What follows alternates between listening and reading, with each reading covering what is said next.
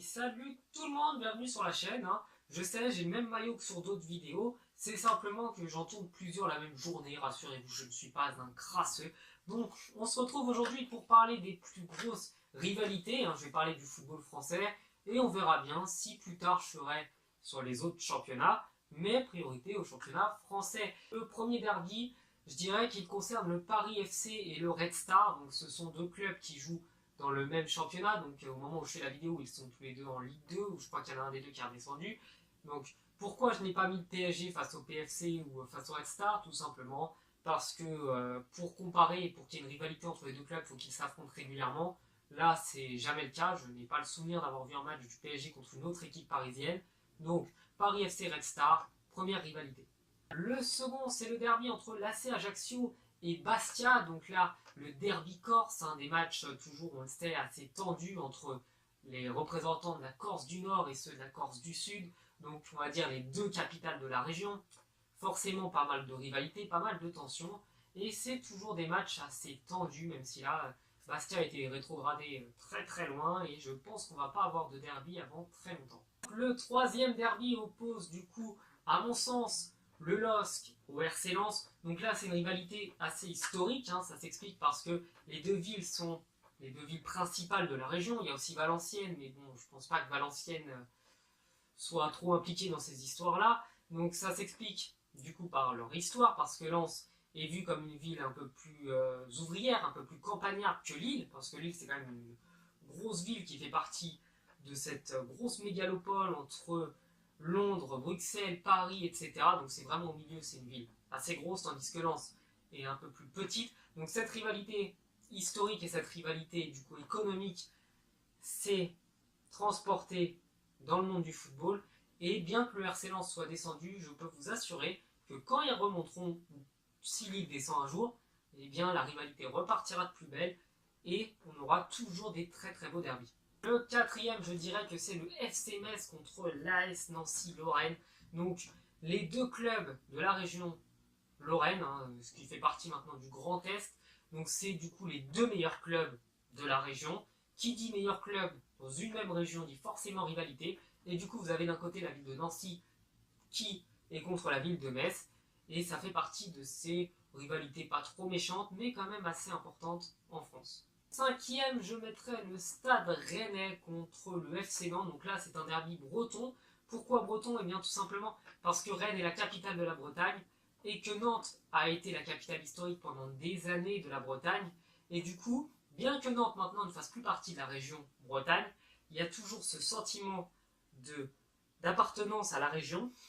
Et bien entendu, forcément, cette rivalité historique entre les deux grosses villes bretonnes se retrouve dans le football, et les derbys ne sont pas trop électriques, mais du côté des supporters, on aime bien quand même remporter ce derby-là. Là, on va commencer à rentrer dans les derbys un peu sympas. Voilà, l'AS Saint-Etienne contre Lyon.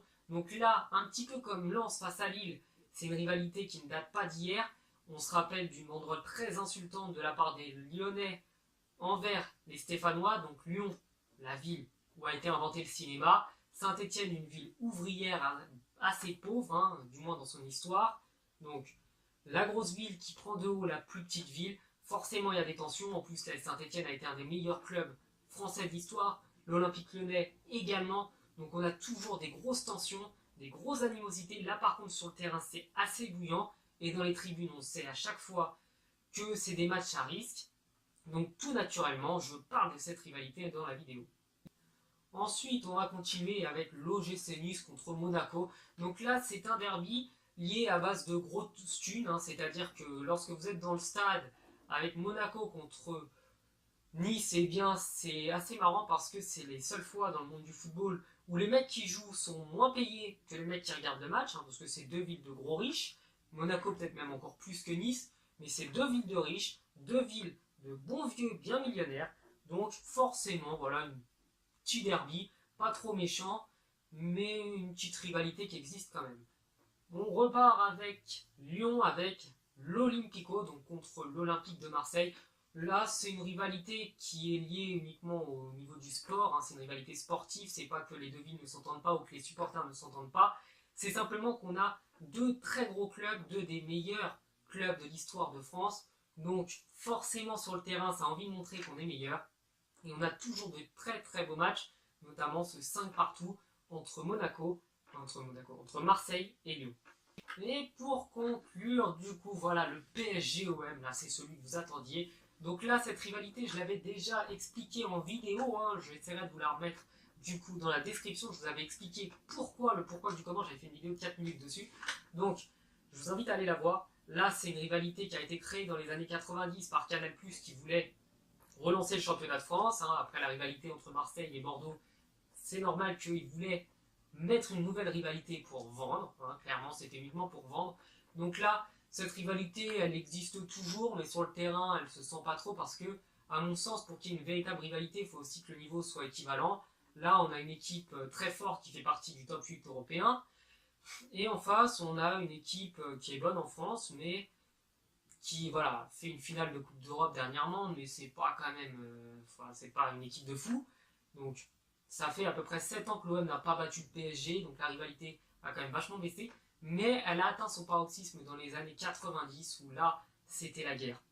Sur le terrain, c'était une véritable bataille tout le temps, donc je me devais, c'est même obligatoire, de parler de la rivalité entre le PSG et l'Olympique de Marseille.